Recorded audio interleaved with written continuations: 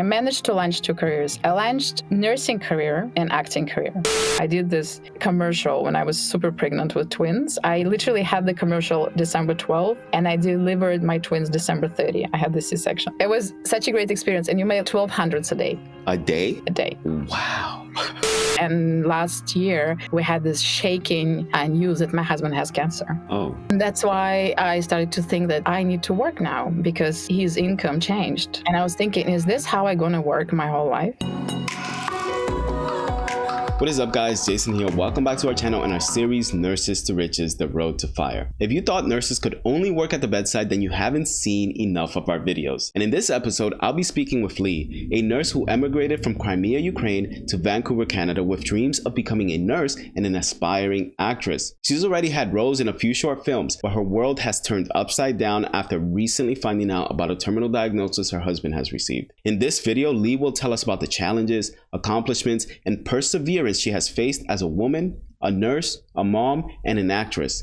So, Lee, tell us a little bit about yourself and what it is that you currently do for a living. So hi, I'm Lee Volchuk. I'm a registered nurse. I've been registered nurse since 2009. I'm in Vancouver since end of 2010. So I basically almost 14 years. So I remember I graduated nursing school in 2012 and that's when I got my first job. So you're ahead of me. You got more experience. We'll talk about it. Okay. Don't switch countries. Yeah, that's true. You want to keep the experience in place. But why did you go to Canada out of all places? My husband. When I was in nursing school, a lot of nurses in nursing school in Israel and Middle East, I was just listening to, a huge inspiration for me was a Mo from Lebanon. Yeah. We had so much in common, his whole approach, the way he hustling. This is very Middle Eastern country. And you dream about America. You're like, I was dreaming to work in New York and ER or something. I was thinking it would be so amazing. But things just changed. They didn't accept nurses that easily anymore. And my husband always wanted to live in Vancouver. Let me tell you, Lee, you are not the first person to tell me that Mo inspired you and you were able to become a nurse because of Mo. And a lot of people, they say very negative things about him. No, absolutely not. Yes. I would never say nothing negative about this guy. He is a truly good person. You can see his heart. And this is all people on your podcast. Yeah. The girl from Cameroon, I connected to her in another level because she said something so true. You said, what stood on your way to success? And she said one word. She said, accent. You know what I mean? This accent stood on my way everywhere. I worked on it so much. So it was very inspiring. Tell me more about your story now, because my audience is very interested in your background. Oh, absolutely. They're going to get it. That's going to shake them. Oh, yeah. Okay. Background. I was born in Crimea. That was Ukraine by the time. Wow. Because my father was in the army and my family partially in St. Petersburg, Russia and Crimea. So I'm coming from this very military, my grandpa was a captain. That's why they lived in Crimea. So I grew up half and half there and there. So I'm Russian. I'm coming from Russian speaking household, but I learned Ukrainian in school and we came from very blended place. Crimea, all people speak Russian and Ukrainian. So it's very diverse. Do you have any siblings? No, I'm only child. Wow. Did that ever feel lonely to you? It ever feel lonely to you not having a sibling? You know what? When you're only child, you're growing up lonely. The loneliness became part of you. And now I have 3 kids. Wow. Okay. So at what point did you guys decide that you wanted to move to Canada? That was when I was already in my late 20s and I was married. Wow. That's because of my husband. I moved places because of my mom and my husband. I would never, I would just stay. I would just dream about New York and talk about how amazing could it have been. But I don't think I would ever do anything. I'm very laid back person. And nice. One of the reasons why I loved your podcast so much is because I always believe that universe will give me the sign, universe will force me into doing things. And I never really, and it does work like that. Okay. So how did you meet your husband? Blind date. It was the era of no Tinder. Wow. I had this boyfriend, this first crush. Yeah. When you're a young girl and your heart is broken and you broke up or you're breaking up and you're oh. Yeah. And then my girlfriend was like, you should start dating. I was like, okay. And my girlfriend try to set me up with all kinds of guys. And I always end up yelling at them, like, don't you ever. So she's like, oh, I have somebody for you. You really have to meet him. I was like, no way. I'm not dating ever again.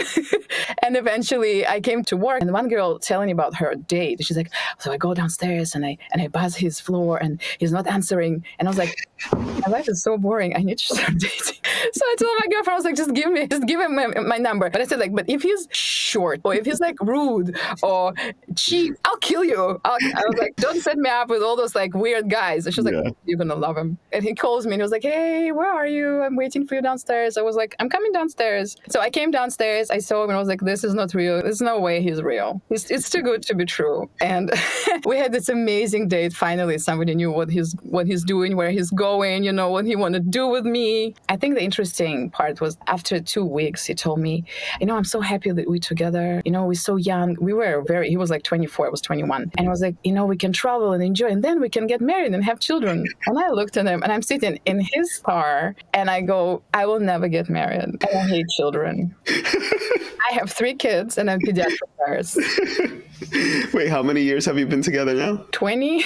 Oh my gosh. 20 years. Yeah, there was this podcast that I watched where they interviewed a relationship specialist. And this expert and this specialist said that if a man does not want to get married or is hesitant about getting married, then he's probably just not wanting to get married to you.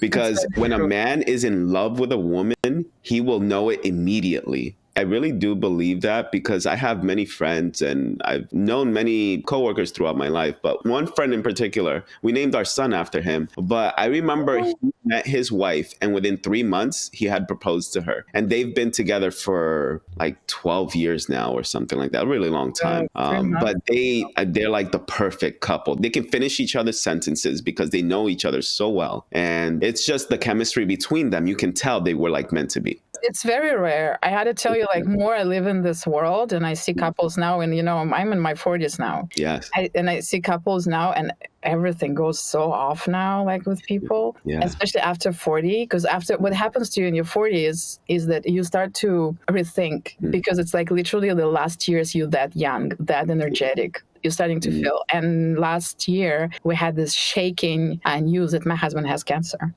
Oh. And that's why I started to think that I need to work now because his income changed. And I was thinking, is this how I'm going to work my whole life? And this how it's going to look? I'm going to work and I'm going to support 3 kids? I can do better than that. You know, like the moment something that shaking happens, like the whole life changed. So a few things. Yeah. Why did you guys seek out medical, advice or help for him? What was it? What were the symptoms that he was having that made you think? He has Crohn's disease for many years. And Crohn's disease, if it's active, it really takes a toll on your body. So my husband has been on treatments for a long time, since he's 35. He's 45 now. Wow, 10 years. 10 years he's been on like different biological treatments for Crohn's. And then what happened, he always had like pain. He always had joints pains. He always had back pains because of Crohn's and because of medication he took. Now, what kind of treatment is he receiving for this? Or is he receiving any treatment at all? Yeah, he's on Pharmagon. Oh. So what does he do for a living, or what was he doing for a living? So right now he's on disability, but before he was an Android developer, and he was always doing really interesting projects, interesting things. And even now he developed new platform, Fronts AI. It's a platform where you can go on this platform and find all professionals you're looking for and actually post yourself there. So this platform is like Google, but much more organized for professionals. So like it's me, if I want to be a nurse, I want to be an actor, I want to be a nanny, it doesn't matter. You put yourself out there and you have this beautiful website. You just put in the platform of Fronts AI, and basically now they're just looking for investors. They just need to advertise it everywhere. Oh, that sounds like an awesome career. It's an amazing platform. It's so easy. And if you're premium, you just get pumped up so people see you more. What's that website? I want to look it up. Look it now. You're going to love it. It's Fronts AI. And then you build your website. So you put like Jason, entrepreneur. Oh, that's a cool website. Let's say you want to do counseling. You want to counsel people like me, inspire people, because you are a huge inspiration for me and for many nurses out there. So if you put this in this profile that you like counseling, for example, and how much you want for like 1 hour or 30 minutes, and then people can book their appointments with you through the platform. I love that. Now you're making me feel really bad about wanting to stop my podcast. You know what? I got to tell you, maybe do less because you're overwhelmed, but don't stop it. Yeah. And maybe just post, I'm going to do 1 in 2 weeks. So I'm going to do 1 in 3 weeks, but I will keep doing it because people searching, because people putting in YouTube, I was fired, like nurses who were fired, nurses who got cancer, nurses whose spouses left them, single mothers who nurses. And here you go. And especially for me, I'm an international nurse. And even one manager, she told me, yeah, you like nursing the diapers still. And I was like, no. I'm not nearly nursing the diapers. I'm very experienced. I just lack this, and that, but I'm a very experienced nurse. So, that's one thing. And it's part of the reason also why I love doing some of the parts why I love doing this podcast is because throughout my career, I've come across a lot of nurses that are bullies, that don't treat new nurses like they belong in the profession. And it boils my blood when I see that. Because I remember as a new grad, some nurses tried that on me. And I was like, oh, this is what I heard in nursing school. This is what you hear that you might come across as a new nurse. And I said to myself, I've never worked as a nurse before, but I worked in many other professions. I had many different careers, and I was never treated like that until I became a nurse. It's very sad. Yeah. But when I became a nurse, the first thing I did was I stood up for myself and I said, you are not going to treat me like that. And you know what? We are all here to work together. So we are all going to work together, whether you like it or not. And if you don't like that, I'm going to bring this up to the manager, because this is a workplace and we need to be professional about it. And when you stand up for yourself, things will change. Even if it means you have to leave your job because they don't want to change, something will change. Yeah. I was listening to the nurse on your podcast.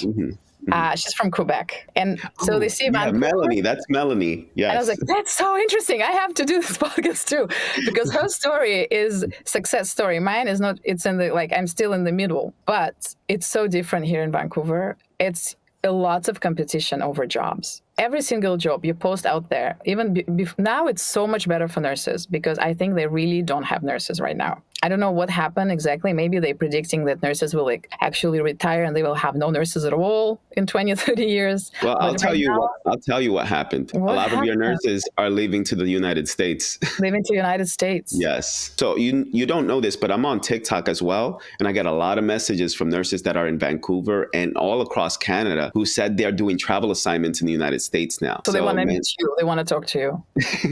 Yeah.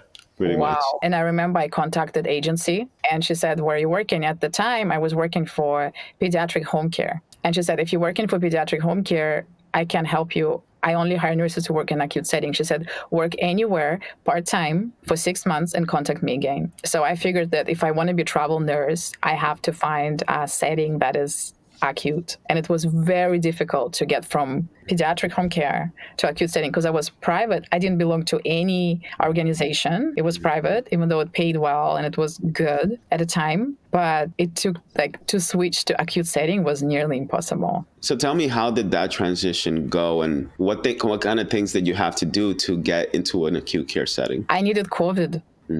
When COVID happened, they started to hire. And I even remember my first interview. I remember that she just stopped the interview and she was like, okay, I'm going to stop this interview right now. And you will reply.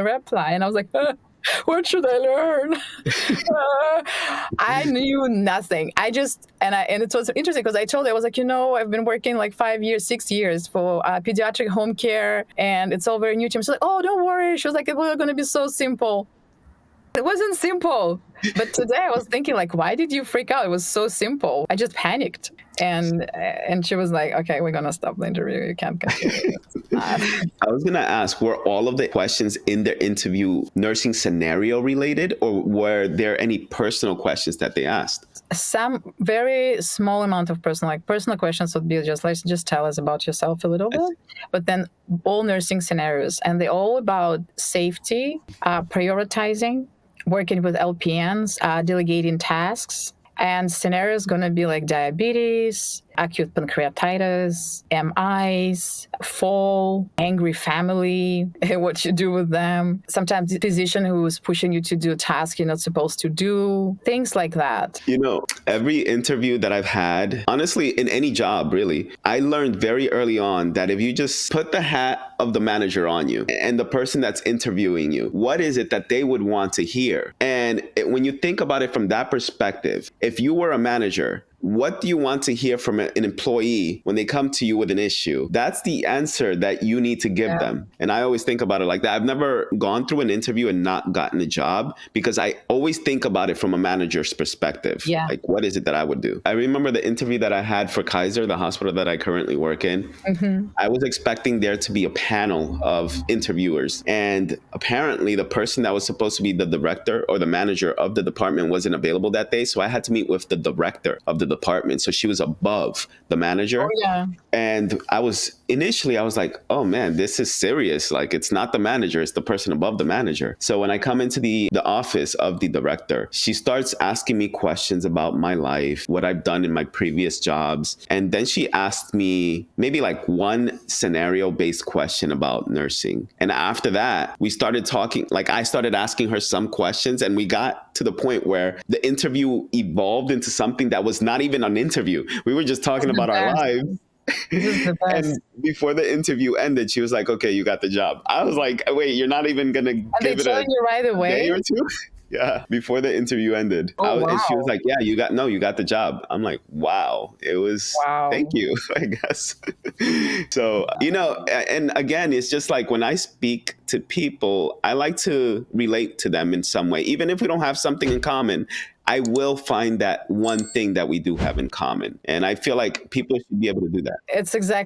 I was doing this interview just a while ago and I got this job too, but unfortunately I had to decline the job because I got like 4 different jobs. Oh my God. Okay. Tell me about all of them then. COVID started and I tried to get into medical surgical unit. My husband said, look, COVID gonna kill me for sure. That was before vaccines. And he said, if you want to work in the hospital, understand, but you have to find yourself. We will find you where to live because I don't want you to come back home and give it to me. So basically, I wasn't hired in this, of course, because I didn't pass my interviews. And it kind of was discouraging. I was like, okay, I'm just going to leave it, whatever. But then I got hired into a vaccination campaign for a very big health authority here, VCH, which is actually close to my home. Like they're responsible for Vancouver and I live in downtown East Side Vancouver. So I got in and I was just so excited about doing this job. It was an amazing job. I worked in every single area in Vancouver, beautiful places. I worked in our theater, like everywhere, and you meet new people. So you meet so many nurses and they're all doing something different. Some of them hospitalists, some of them internal medicine. So I made so many friends and connections. And then after that, campaign was still going on. And then they opened clinics for babies and young children. And we were going, and my husband said, that's it, I want to go to Israel for vacation. And so I launched 2 careers here in Vancouver. I managed to launch 2 careers. I launched nursing career and acting career. What? Okay. Did you always want to do acting? You know what? When I was little, my mom tells me this. It was very funny. She said, every time somebody asks you, and we don't have actors in our family, acting is not something that you want your children to be. Nobody encouraged me to be that, but I just knew that's what I want to do. I wanted to be an actor or a model. I wanted always to be in front of camera since I remember myself. I was 3 and my mom brought me to the studio to do nice pictures of me. So she has nice pictures and she needed me this beautiful, like crocheted me, this beautiful Soviet Russia. It's all very simple. And the photographer said, when the mom came next day to take my pictures, his studio was just covered with my pictures. He said, I never took pictures of a child like this, like how she can stand like this for hours and smile. But I remember it was like the happiest day of my life every time. So every time I did something in front of camera. So I always knew in the back of my mind that I want to do it. But in Israel, it was too tough. It was too tough of an industry. Like modeling and acting was it was sexually abusive in a way that it was dangerous. That sounds like Hollywood. You know what? I got to tell you, I think it's much worse because you get less money. Yeah. I mean, Israel today is very good. Like it's different, right?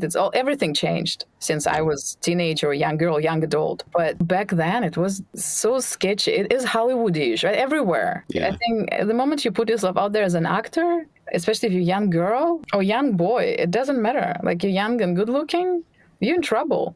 Yes. Absolutely. So I kind of left it behind me. And then I went to nursing school and I finished nursing school. And then we were chatting about bullying. There was constant bullying in nursing school. We always felt like we did something wrong just because we applied to the nursing school and got in. Wow. The studies were so difficult. It was really, I think it's globally very difficult studies. Yeah. You're studying so much. So you kind of get used to it that you're kind of not good enough. So I was thinking, oh, I should try acting because I went through nursing school. And that's the thing about nurses. Once you've done nursing school and you can be a nurse, you can do any job. So when I came to Vancouver, and Vancouver is a huge acting industry. I think it's LA, New York, Vancouver, Wow. Toronto. I didn't know that. Almost every movie you watch on Netflix was probably done in Vancouver. Oh, you're right, actually. Yeah, every single time. I always look it up because you know how you can blossoming. Yes, it's true. You know how you can look up the filming locations of any movie or and you see TV Vancouver, show? BC, or you see like BC. Always. Whatever. That is very true. You're right. Yes. I didn't realize that. So that's why the industry behind. So they bring cast from, the main cast is from LA, but like they need background, they need one-liners, they need supporting roles. All this you need. So I started to do that. So I started first acting classes part-time, and I started to improve and improve. Like, you know, when you're really good at something and you work on it, you improve so fast and you become better. And then I found agent and she was like, you have to work on your accent. So I got a standard American accent, and I still... I was supposed to do this with you right now, and I still struggle with it. I still accented. They call it accent and actor, which is like the worst thing you can be in Vancouver. But the thing is, if you book a job, and I booked twice. I booked one job. I did this commercial when I was super pregnant with twins. I literally had the commercial December 12th, and I delivered my twins December 30th. I had the C-section. Oh my God. Yeah, it was such a great experience. And you made 1,200 a day. A day? A day. Wow. And you pay like 120 to agent. Yeah. Think about the money you make. If you go on set, you one line, it's 1,500 a day. For one line? Just one line. You're on set all day, but you do one line. My gosh. Yeah. But it's hard. All my acting expenses, all my teachers, all my training in one job I booked. Yeah, that's amazing. So at this point, are you still working as a nurse, or are you just solely doing acting? No, I don't do both. That's what happened to me because I had this huge gap of a year and a half away. My last gig I booked was motion actor, and I wrote his name because I never remember his name, but this is a huge name. It's Neil Blomkamp. Neil Blomkamp. Yeah. So he created video game from his movies, and I was actor who was taken. So around me, he built his image of this mean Russian witch who was telling you what to do. Go and find it. And I just did this for all day. And I remember I was going to my car and his assistant was running to me. And that's before we went to Israel and my husband was diagnosed. And he was like, oh my God, he loved you. And I was like, this is love? Okay. He's like, oh, you're going to book so many jobs. You're going to continue with this gig. And he did continue with this gig. And they were even considering moving the gig to Israel to work with me. He wanted to work with me so bad, but he didn't do it. He replaced me with another actor. So yeah, I stayed in Israel, and meanwhile, my jobs I booked. I did interview for neuroscience in Vancouver Hospital. I booked neonatal intensive care, which I always wanted to get in. For 12 years, I tried to get in there, and I stayed in Israel and this job. So you can totally launch two careers in Vancouver. Jeez. So are you currently in Vancouver, or are you in Israel? Now, yeah, we're back to Vancouver. And are you still living with your husband and your children there? Yeah. We're here. So what is your husband's prognosis? So it's basically one doctor would tell you 5 years, another doctor will tell you 20. It changes. And I think the most thing about cancer is that how you need to change your mindset and how you need to allow your body to heal and fight the cancer too, with change of lifestyle, your food, meditations. And it's really important to do it and to change your life completely. You can't continue doing the same thing if it doesn't make you happy. What kind of financial planning are you guys doing if he should pass? I don't even... I think that's an important thing that you need to think about. As hard as it is. I did think about it. He will cover my mortgage, basically. Okay. So I will have no mortgage on my condo. But providing for my children, I will provide for my children. And that's why I think I started to think about how important it is to make money. Especially from his platform right now, how important it is to find investors and sell it maybe, do an exit, or develop it. Everything became in a different pace in our life. The moment you have this prognosis, the moment you know you have cancer, or even if you had had cancer before and you completely healed, you understand that we're so temporarily here that we need to think about how we do it, not just fast, not to enjoy the moment, but how we succeed in it, because we need to work on this like together. Yeah. So my wife, Monica, and I, we recently made a video where we talked about term life insurance. I don't know if you know what that is. Yeah. But we decided, because we thought, what would happen if maybe like one of us got in an accident or one of us had a diagnosis like with a terminally ill condition? What would we do? Even though, you know, like our net worth is currently somewhere around like 720, 750,000. But net worth, it can only take you so far. Like you can't really sell things to provide for your daily necessities. Like for example, we have this thing called the 401k in the United States. I don't know if you know what that is, but it's basically like a retirement account that's your income into from work. So what we do is we take a portion of our income before it is taxed by the government and we put it towards these retirement accounts. And that one for both of us is worth about $300,000, but we cannot cash out from those accounts until we're like 59 and a half years old, which is if something happens to us now, we can't touch those funds. And then we have the equity that we have in our home, which is about 300 to 400,000. But if you want to get the equity from the home, you have to sell the home, right? So in order for us to feel like we're financially secure, should something happen to one of us, we needed a backup plan. And for us, the backup plan was term life insurance. And if I pass, if something happens to me, then Monica is left with 1.5 million US dollars. And if something were to happen to her, then I would be left with $1 million. How much do you pay for it monthly? So for Monica, it was $56 a month, 56 US dollars. Wow. And yeah. But for me, it's about 99 US dollars per month because I'm older than her. Oh. Unfortunately, though, when you apply for it, they ask you all these medical questions to make sure that you're not more of a liability for them than you are not a liability, right? Yeah. So if you have a terminally ill condition, you're not going to get approved for term life insurance. Oh, no. For the audience that's listening, you know, I want to advise everybody to get it before it's too late. Oh, you have to get it before. I was very lucky. My husband got his health insurance, life insurance, and disability insurance when he was in his 20s, and he had active Crohn's, and nobody wanted to give him an insurance. There was only one company that gave it to him, and now it's saved us. Yeah. I don't know what we would do without it. How do you guys manage your finances at the moment? Because you said your husband's not really, he's working on this app, right? So on he's this not website. working. He was on disability because this life insurance that he did, it's actually loss of ability to work. So they pay him whatever he made. I think it's 70%. Wow. So our funds gotten lower and our interest in our condo went up, and I don't work right now. So everything has changed, but he still has an income, which is very helpful. And how much is do you guys rent or do you own a house? We bought it 9 years ago, and we bought it for $629 Canadian. It's the most affordable building in downtown Vancouver because in downtown East Side, so I have this beautiful view. You want to see it? Yeah. Can I see it? Let's go. It's not personal interview, but I'm just gonna show it to you from my bedroom because it's okay.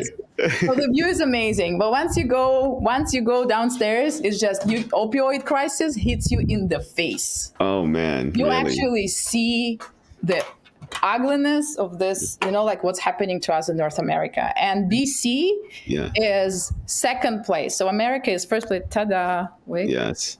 Wait. Oh my goodness. I know. Okay, there's people that, wow. Listen, so there's people that listen to this podcast, but I want them to watch this on YouTube to look at this view. That is a magnificent view. And how many bedrooms do you have in bathrooms? So messy right now. 2. So I have 3 kids and 2. I can actually show you my kids' room. It's very small, and we have to bring bunker beds because one kid is sleeping on the floor, and one kid sleeps in this. So. It's a decent size, but wait. It's decent. So, yeah, it's not that bad. I was expecting it to be even smaller than that. Hello. Oh, hi.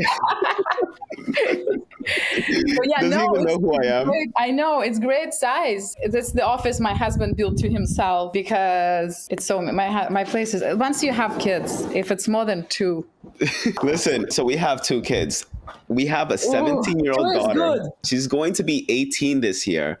And before Ooh. we had our son, we were like thinking Monica and I were just going to travel the Wait. country. How old is your daughter? She's going to be 18 this year. Your daughter? Yes. Wait a second. Yeah. How old were you when you had your daughter? Okay, so she's my wife's daughter. She's not my Okay. biological daughter, Your but wife my is super wife, young, though. yes, she was 17 when she had her. Ah, that's the perks. You got no youth, but you've got this amazing grown children. Yeah, but then we hit the reset button because now we have a son and he's 3 years old. Yeah, But you know what? It's fun. it is. It is. Absolutely. fun. It really is. It's fun. I'm older than you. Yeah. Sure. How old are you? 41. Okay, well, I'm going to be 39 this year. Oh yeah, okay. So this age, the way I treat my boys, it's so chill. You know, like they drive me crazy. But then I call my girlfriends. I was like, I'm gonna break something. Yeah, you know what? I think when we were younger, we had less patience for our daughter than we do now for our son because we're older. You know, we've been through a lot. We're more established in our careers. We can deal with a lot more. Of you know, course. especially working as a nurse, you deal with so much crap that you know how to manage it more. You know, when you have kids at an elderly age. I think as my profession, because I'm palliative pediatric nurse and I work with really sick kids, I feel like every single kid who's complaining about something is just a prick. Yeah. You healthy. Yeah. And it's kind of my approach to children who's not severely sick is just like, I don't have patience. I'm like, you healthy kid, go around and smile. You healthy, you kid, you're in prime years of your life. It's going to be end soon. Enjoy your life. Like I always tell my girl, she's 12. And I'm like, stop doing this face. Stop yell. You should be the happiest human being in the world, kid. So your girl is 12 years old. 12. And my boys are 5. They identical twins. Oh, wow. That's crazy.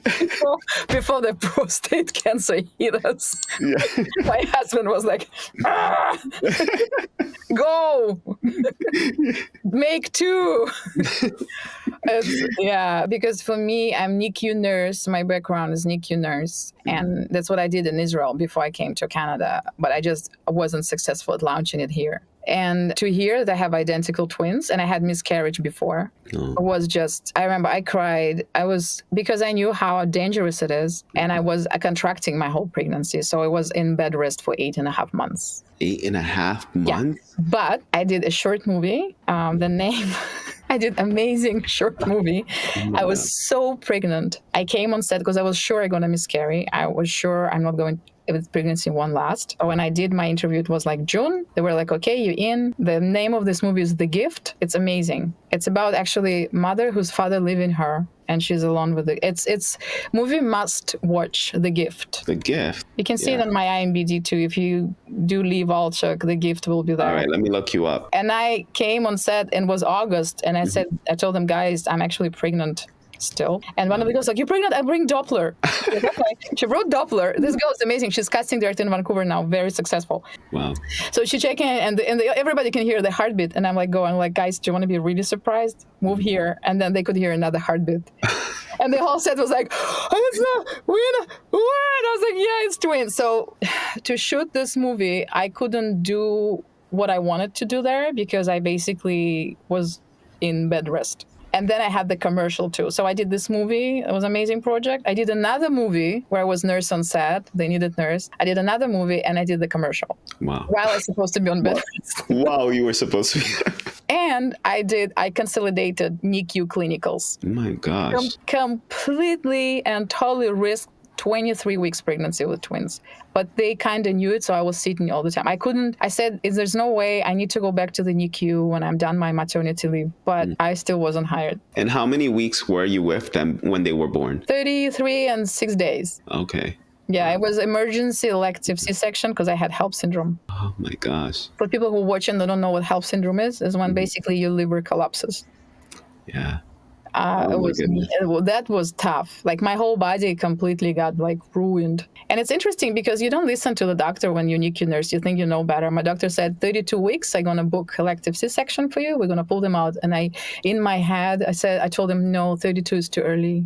because you remember how tiny and scary they are. And I was like, no, I want more. Maybe I'll deliver myself. And those 2 weeks, my body just crushed completely. But it was scary. But you're so happy, right? When you go, I have amazing pictures from C-section, like from the OR. I put makeup, I did my hair. I was like, I'm not going looking. I know how women look there. I catch babies. I know there's no way I'm going to have this face. So I just ran into my makeup kit. And I know Monica, when she had our daughter, she had her at 28 weeks. So she was a preemie. And then when we had our son, we were thinking he was going to be a preemie also. So we were so scared. Then 28 weeks passed, 29, 30, 31, 32. And then she was 34 weeks. We're like, okay, this is okay. I guess this is much better. We're kind of like off the... Go upstairs. Yeah. So, but then Monica was like, because she loves photography and so do I, she was like, you know what, we should go to Arizona or Utah and let's go do a photo shoot over there, like a maternity photo shoot. I was like, are you crazy? You had our daughter when you were 28 weeks and you want to fly out or drive all the way to Arizona, which is like it's worth it. It's worth it. We didn't do it. But you know what's funny? I was so nervous. I was more nervous than she was. And then for you, it's the first, right? Like you raise the child. It's very different to raise a child and then actually to deliver a child. It's very different. But she ended up having him when she was 40 weeks. And you didn't want boys so lazy. Yeah, I know. Boys just... they never come out. They come out of the womb lazy, right? Yeah, they're already lazy. That's why they're so chill and so cute. Yeah. So she had him when she was 40 weeks. And we were thinking, because they were going to induce her. And I was thinking, okay, maybe they can induce him on my birthday because my birthday is April 23rd. So they were going to induce him on the 22nd. And I was so upset because I was like, why can't it be just one more day? Yeah. And but before that happened, she actually ended up going into labor on the 18th of April. Good. Let's talk about some other things, because I know Vancouver's cost of living is very similar to like places like San Francisco, New York City, LA. So talk to me about the cost of living out there. You said you guys paid what, $620 for your house? Right now, my house is $1 million. Wow, that is amazing. I pay mortgage, but my interest went up $2,000 a month. A month? Yes, my interest. Oh my So I God. pay $4,200 now instead of $2,200 a month. What? Why did it go up? Yeah, the inflation. Wow. Is it a variable loan that fluctuates with interest rates? It was variable because it was worth it. Oh. And before we locked it, it happened. A lot of people lock their loans, and so... Yeah. You said you pay $4,200 per month towards your mortgage? $4,200. Yeah. Okay. And about how much do you make from your jobs? So from my jobs last year, I made... So see, like when you have 3 kids, there's always one sick kid at home. So I stayed. So I made like $58,000 a year. Oh, okay. But I worked part-time. Yeah. How many hours a week were you working? I would work 36 hours a week. That was my goal. Yeah. But slowly it started to go down. The amounts of clinics started to slow. So at the beginning I worked at 36, but then I worked less, maybe like 28. So I never really worked full time. Do you know how much you and your husband bring in on a monthly basis? So right now I don't bring anything because I didn't work for like 2 years. Wow. Right now I bring nothing. I only started now and I made 1,800 in like 2 weeks, but that was only orientation. That's pretty good. That's decent. Good. It's good. Yeah. But it was like full time. So it was 4 shifts, 12-hour shifts. I see. So for full time, you can make around 2,500 in 2 weeks if you work like full time and you pick up overtime. So basically nurses who work in the hospital, they can make around 100 a year. 100K a year, yeah. But you work a lot. Like you literally have maybe 1 or 2 days a week off. So is that with 40 hours of work per week or more? It's more, I think. Okay, that's a lot. Just think about it. Like it's 41 for an hour, and you do 2 days, 2 nights. So you do 48 hours, and then you have 4 days off. So usually nurses would pick up during those 4 days off. Let's see. But then you pay taxes. But the question is, how much taxes are going to pay now? Because before we paid taxes. So what we did, we had nanny, we paid her, and we got like half of it off. We could write it half of it off because we could. Because like, for example, when I go and I worked for Bayshore, I made 37 for an hour. Taxes would take $10 from each hour. So I would end up with 27. I paid my nanny 20 because we paid with AI and everything. She got paycheck, so she wanted it. But imagine she was coming here for like 12 hours. And we paid you in a year, I asked my husband actually to tell me exactly how much we paid her. So you just know if you need to spend money on nanny in Vancouver. Today it's like 35 for an hour. Oh my goodness. Nannies. They're making just as much as the nurses. As much as the nurses.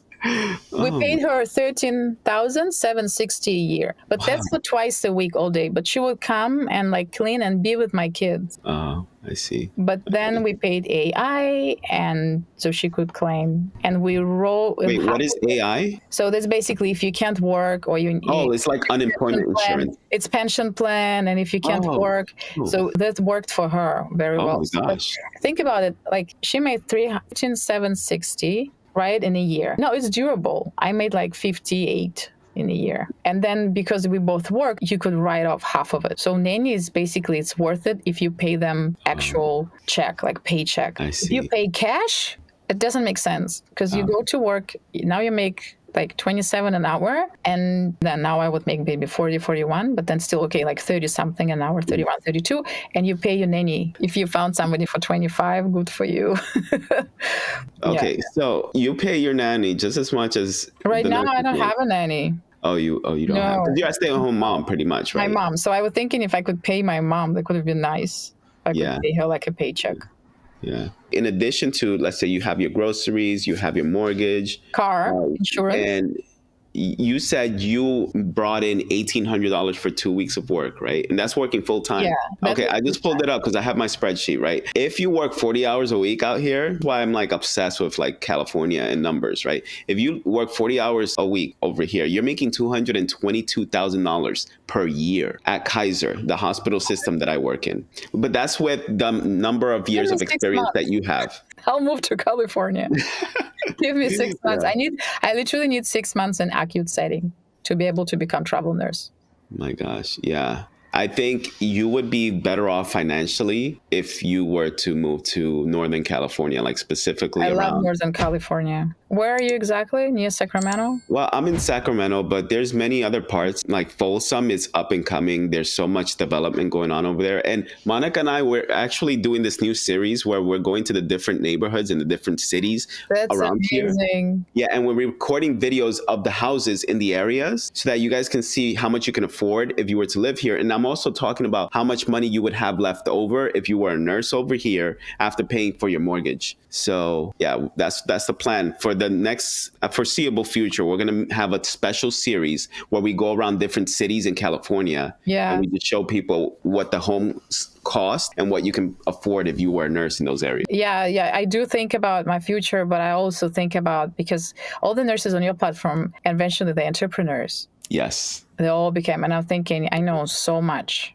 Mm-hmm. I know so much because of my husband's disease into like food, how to manage healthy household and how to feed your kids whole food, how to cook, how to buy, where to buy, lifestyle, like how to be a nurse, work, to have emotional disorders, to have anxieties, to have depression, how to work with that and to raise children and to cook healthy, mindfulness, like all that I know. I could have helped so many people that's struggling right now, especially international nurses who are coming from like Europe, who are coming from Middle East, who are coming from different places that need this help and support. And how much you can do as a nurse in Vancouver. You can be agency nurse too. Apparently, after this girl and one of the nurses, he said, when you're getting fired, it doesn't mean anything. You just get another job. It's true. But in Vancouver, it's tricky because if you focus, like I was always focused on the NICU, and now I'm starting to literally, like after I got fired into the unit and they told me, oh, you need to go and upgrade in another unit. You need to go to medical surgical. And I'm thinking, is it right for me? Do I have to be here? Maybe I have to do something else. Totally something else. completely different. And that's what happens to a lot of nurses on your platform. They're telling themselves, maybe I should do completely something else.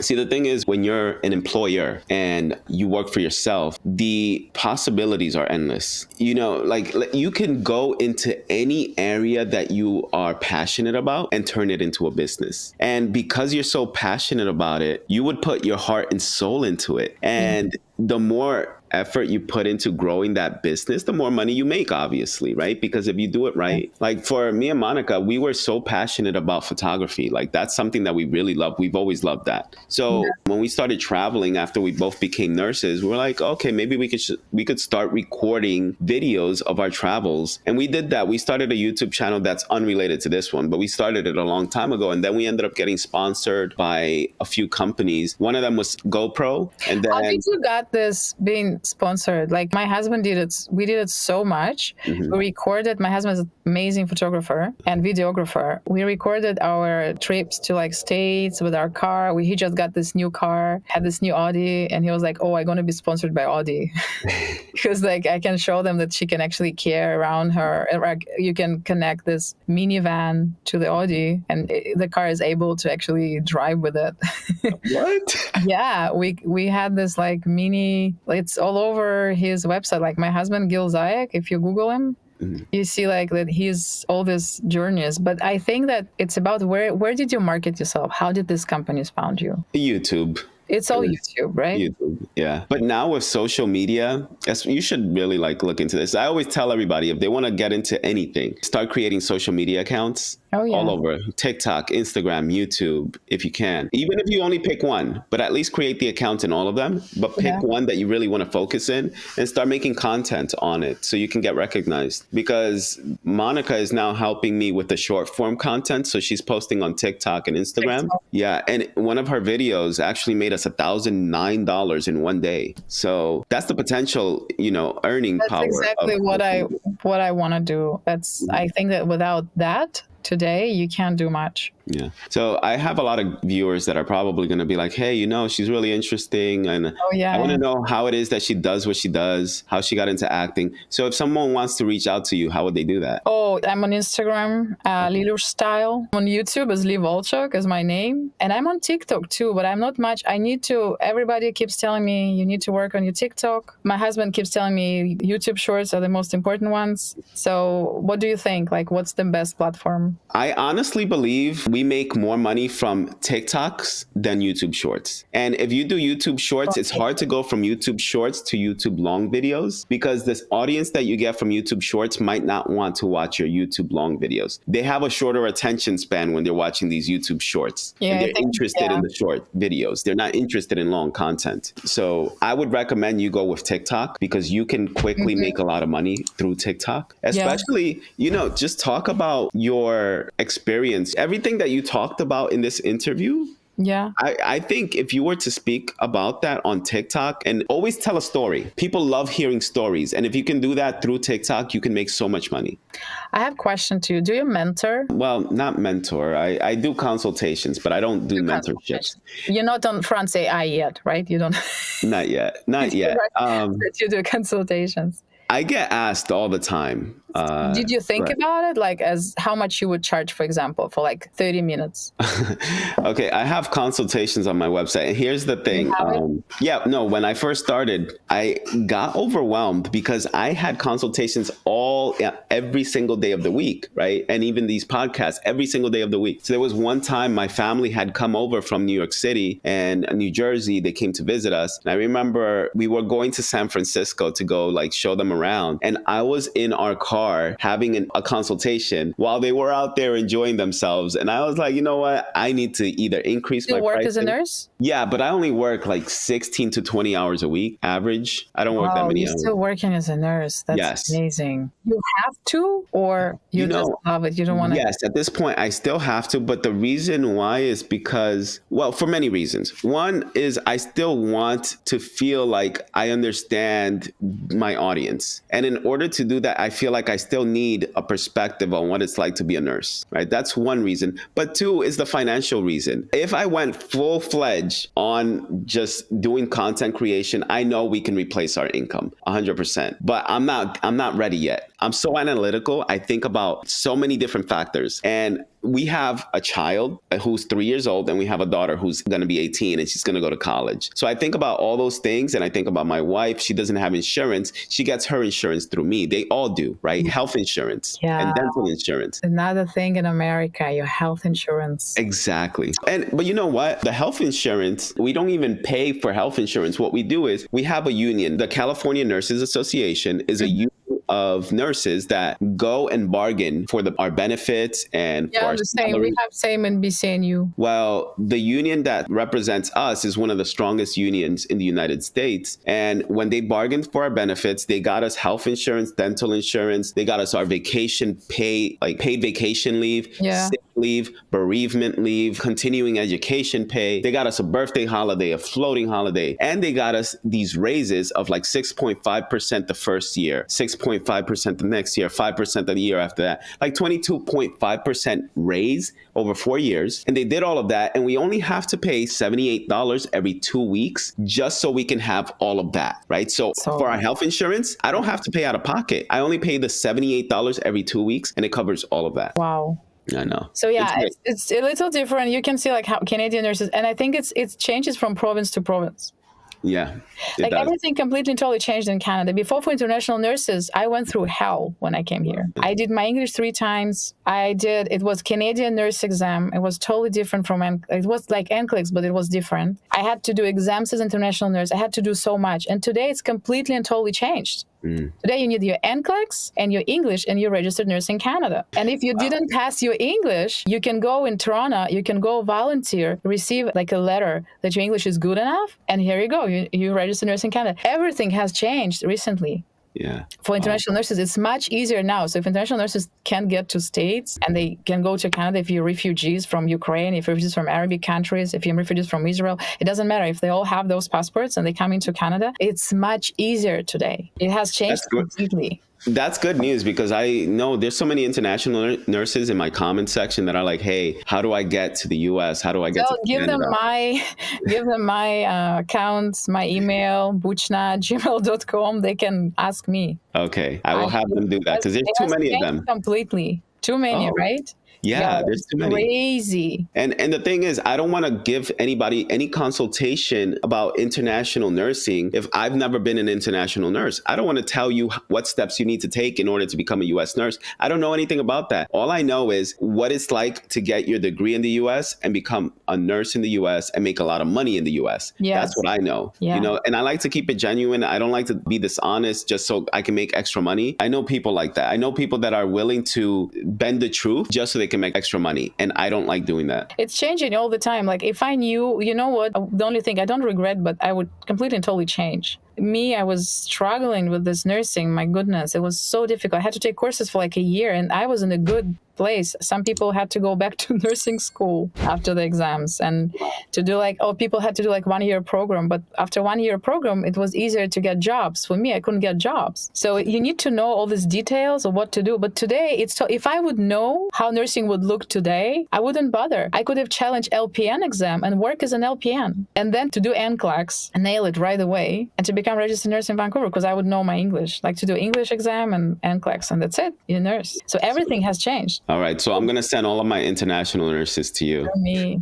Should I build a course? For international nurses? Absolutely. I think that what would to be... do, how to do. Yes. Look what Mo did with his business. You know, he started an NCLEX course, but what he was doing before that is he was on YouTube talking about his experience from Lebanon to the US. Oh, is a genius. Yeah. So absolutely. I think you should capitalize on what you know. And what you know is how to be an international student, nurse, and then moving to a different country where, you know, right now you're living in Vancouver, which is one of the most popular places to live or to work as a nurse who's an international nurse. Yeah. So I think that's definitely one of the things that you should focus on, is teaching other nurses from outside of the country how they can get to where you are. I also want to do it because I don't want anybody to go through what I went through, really. Exactly. It doesn't worth it. Yeah, that's the same thought process I went through when I started this YouTube channel. Is I said to myself, I never had nurses talk to me about the financial side of nursing and like what you can make, how you can capitalize on your degree. And I said to myself, maybe I can show other nurses that it's possible to work in many different areas. You don't have to work at the bedside, and you could make a lot of money. I've interviewed nurses